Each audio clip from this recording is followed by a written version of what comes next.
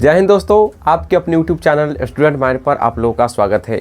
आज हम देखेंगे गुप्तोत्तर काल के बारे में, यानी कि हमने पिछले वीडियो लेक्चर में गुप्त काल के बारे में हमने राजनीतिक विस्तार, सामाजिक अर्थव्यवस्था, इकोनॉमी, एक व्यापार इत्यादि चीज़ों के बारे में हमने जान लिया है।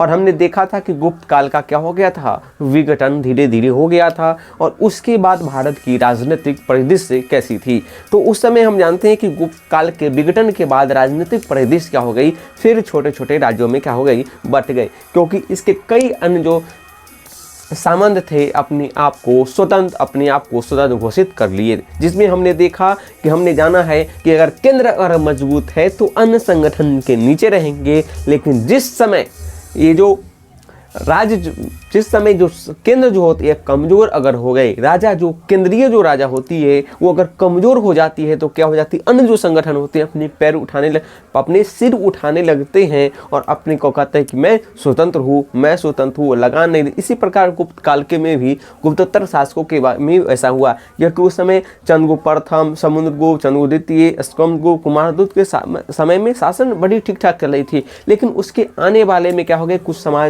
साम्राज्य में विघटनकारी घटनाएं घटित होने लगी, विदेशी आक्रमण भी होने लगे और शासक भी योग नहीं हुए, जिस प्रकार धीरे धीरे गुप्त वंश का भी क्या हो गया, अंत हो गया। और उस समय भारतीय राजनीतिक परिदृश्य से कई छोटे छोटे राज्यों में बट गया, जिसमें एक जो पुष्यवती वंश होंगे, पुष्यभूति वंश, दूसरा काकरोट वंश होंगे, फिर पल्लव वंश, दक्षिण भारत में भी कई अन्य वंशों का क्या हुआ, उद्भव हुआ, जिसके बारे में हम देखेंगे। तो देखिए, ये जो इस वाले जो एरिया है लगभग, इसमें एक वंश हुआ, काकरोट वंश हुआ। कौन सा वंश का उद्भव हुआ, जो जम्मू कश्मीर वाला, वर्तमान में जम्मू कश्मीर, हिमाचल इत्यादि में कौन सा हुआ, काकरोट वंश का क्या हुआ, उद्भव हुआ, जिसे हिंदू वंश का भी नाम दिया जाता है।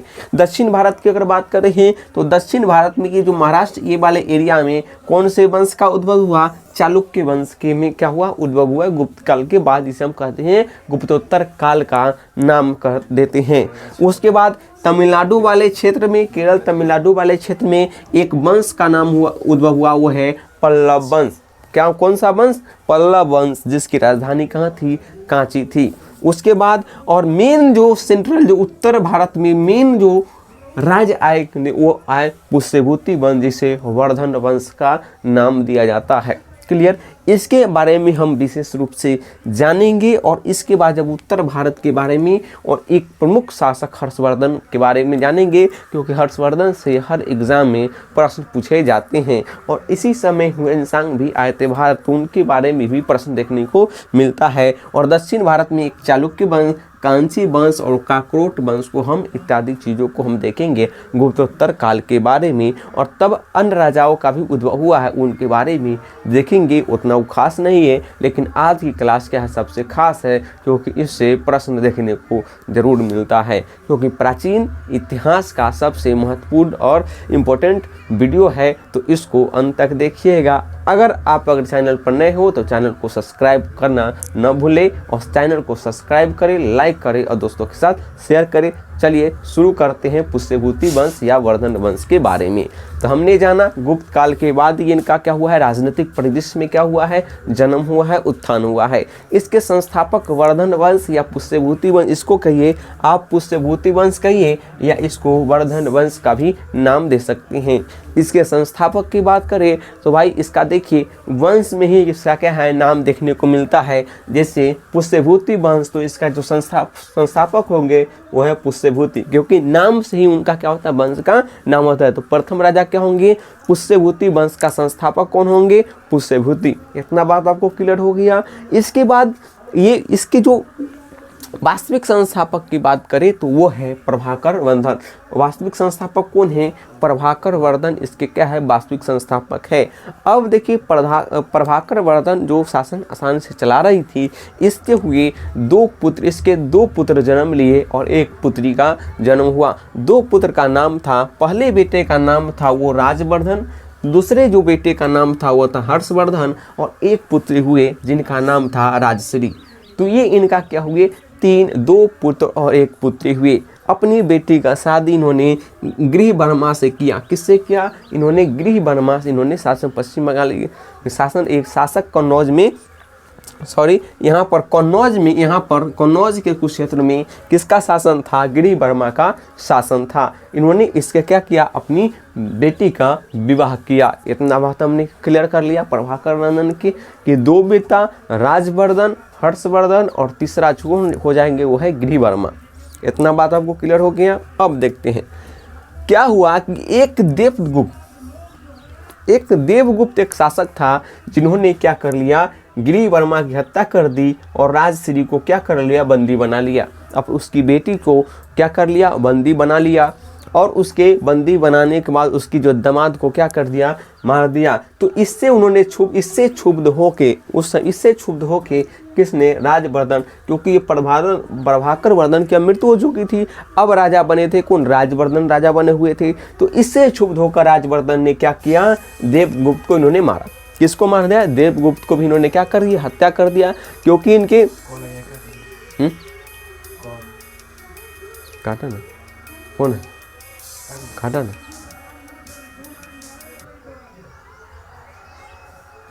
ठीक, तो इनके जो राजवर्धन ने किसको कर दिया? देवगुप्त जो इनको प्रभाकर वर्धन का जो दामाद था उनको हत्या कर दिया। इससे क्षुब्ध होकर राजवर्धन ने अपनी देवगुप्त को हत्या कर दिया। लेकिन एक इसका मित्र था, उसका नाम था शशांक। ये राजवर्धन का एक मित्र था जिसका नाम क्या था? जिसका नाम था शशांक, जो पश्चिम बंगाल में क्षेत्र में शासक थे। इसका नाम क्या था? शशांक। लेकिन इस मित्र ने क्या कर दिया? धोखा दे दिया। और धोखे से किसको? धोखे से विश्वासघात करके राजवर्धन को क्या कर दिया? हत्या कर दी। किसको कर दिया? राजवर्धन की हत्या कर दिया। इतना बात, राजवर्धन की हत्या कर दिया। और इस प्रकार यहीं से क्या हुआ था कि उसकी जो गिरि वर्मा जो थी, उसकी जो राजश्री जो थी वो क्या भाग गई थी। तो उसके बाद इसी के खोज में उस समय अब क्या हो गया? राजनीतिक परिस्थिति बदल गई, क्योंकि राजा तो होना जरूरी है। तब राजा की खोज हुआ। राजा को किसको बनाया दिया था? तो हर्षवर्धन को क्या बनाया गया? वर्धन वंश पुष्यभूति वंश का राजा बनाया गया। और उस समय वो बस 16 वर्ष की उम्र में थी। हालांकि उनको राजा बना दिया गया और तब काफ़ी कुशल और योग्य थे, इनको राजा बना दिया गया। और उन्होंने चले अपनी जो बहन को छुड़ाने। उस समय देखे तो कहीं बहन सती होने जा रही थी, तो उन्होंने बहन को बचाया और बहन को अपने राजमहल लाए। और बहन की आज्ञा से क्या किया? अब कन्नौज को भी उन्होंने अपने क्षेत्र में शामिल कर लिया। और इस प्रकार ये वर्धन जो वंश है इसका इतना विस्तार कन्नौज तक विस्तार हो गया। और पूरे क्षेत्र का शासक कौन बन बैठे? वो है हर्षवर्धन, मात्र 16 वर्ष की उम्र में। और बहन की आज्ञा लेकर कन्नौज भी अपने शासन में ले लिए। तो इतना हमने समझ लिया कि किस प्रकार राजनीतिक परिदृश्य आई और किस प्रकार हर्षवर्धन शासक बना। इतना बात हमने क्लियर कर लिया। देवगुप्त कौन है, शशांक कौन है, गिरि वर्मा कौन है, इतना बात हमने समझ लिया। तो चलिए इस स्ट्रक्चर के माध्यम से हमने इतना बात समझ लिया। और स्ट्रक्चर को ही क्या कर लीजिएगा, आपको ऐसे ही बना लीजिएगा ताकि समझने में कोई दिक्कत न हो। एक बार फिर देख लेते हैं ये पुष्य, एक बार और देख लेते हैं अब स्ट्रक्चर क्या है। पुष्यभूति वंश, वर्धन वंश समझाते हैं गुप्त काल के बाद आई है, गुप्त उत्तर काल में। इसके संस्थापक पुष्यभूति है कि नहीं। वास्तविक संस्थापक कौन है? प्रभाकर वर्धन। और इसकी प्रभाकर वर्धन की राजधानी कहाँ थी? यह हम देखने वाली बात है कि प्रभाकर वर्धन पुष्यभूति जब थी तो राजधानी कौन सी थी? राजधानी थी थानेश्वर। कहाँ राजधानी थी? राजधानी थानेश्वर। क्लियर।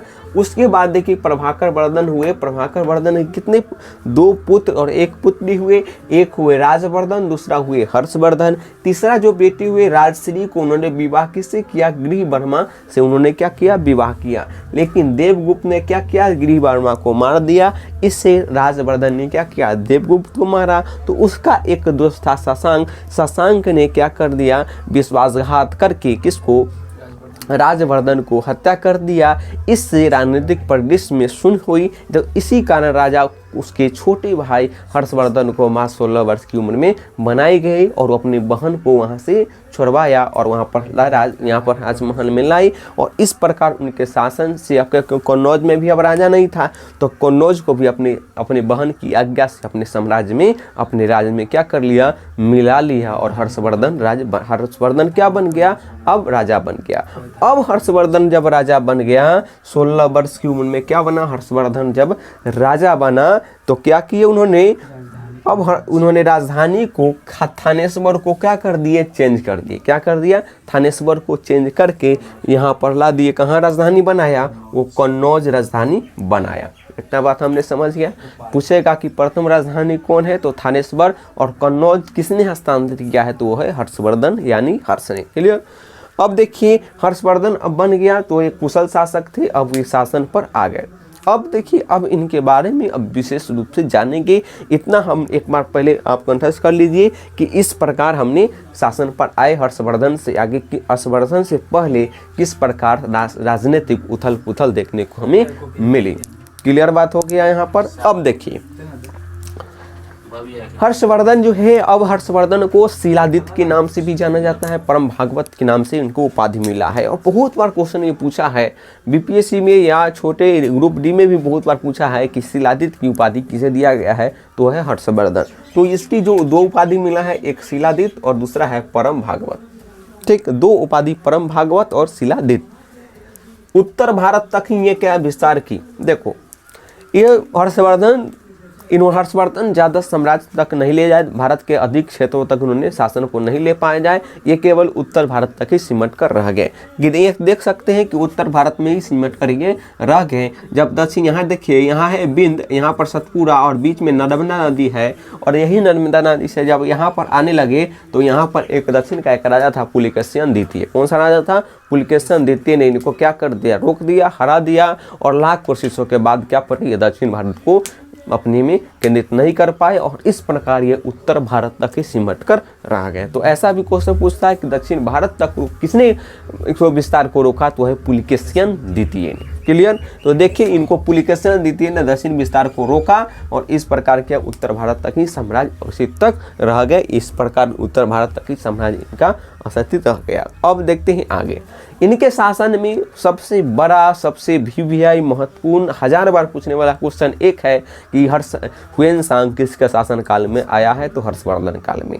हुएनसांग किसके शासन काल में है, आया है, हर्षवर्धन काल में आया है। और हुएनसांग कोई क्या, यात्रियों का राजकुमार, शाक्य मुनि, यात्रियों का युवा इत्यादि विभिन्न नामों से इन्हें जाना गया है। किसको नाम से जाना गया है, यात्रियों में राजकुमार, यात्रियों में राजकुमार किसको कहा गया है, हुएनसांग। शाक्य मुनि किसके कहा गया है, हुएनसांग। हुएनसांग कहाँ आए थे, नालंदा विश्वविद्यालय। किसका, उन्होंने एक किताब लिखी थी सीयू की। क्या किताब लिखी थी, सीयू के उन्होंने एक किताब की रचना तो उन्होंने किया था। तो बहुत बार क्वेश्चन पूछता है, आपके दिमाग में आज बैठा लीजिए कि हर्षवर्धन के समय में कौन सा आया था, हुएनसांग आया था। कौन आया था, हुएनसांग आया था, जिन्हें शाक्य, यात्रियों में राजकुमार, शाक्य मुनि इत्यादि विभिन्न नामों से हमें जानते हैं। क्लियर। नालंदा विश्वविद्यालय में जिस समय आए थे, तो नालंदा विश्वविद्यालय के जो अध्यक्ष कौन थे, शिलाध्यक्ष थे। कौन सा अध्यक्ष था, शिलाध्यक्ष अध्यक्ष उस समय थे।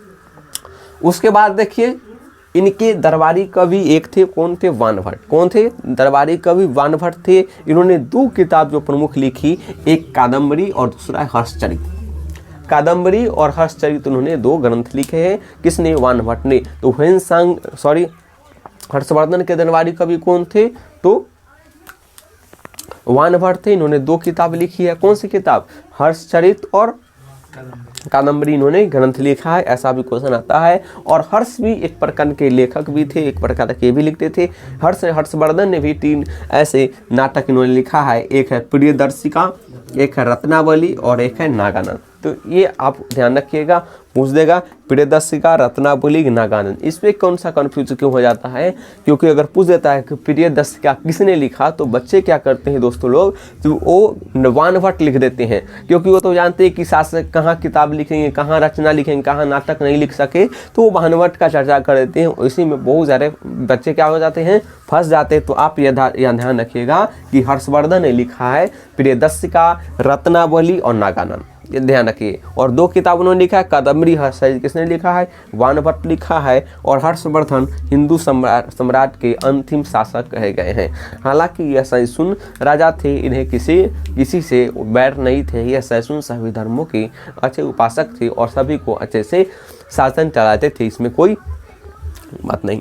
तो चलिए इतना हमने देखा और दिन हर्षवर्धन क्या होगा, हर्षवर्धन के बाद भी कोई मजबूत शासक नहीं आए और इस प्रकार वर्धन वंश का क्या हो गया, उत्तर भारत से अंत हो गया। इसके बाद फिर छोटे छोटे राज्यों का उदय होगा, तो हम अगले वीडियो लेक्चर में हम जानेंगे। तो चलिए इतना ही। अगर चैनल को लाइक करें, सब्सक्राइब करें, दोस्तों के साथ शेयर करें। धन्यवाद।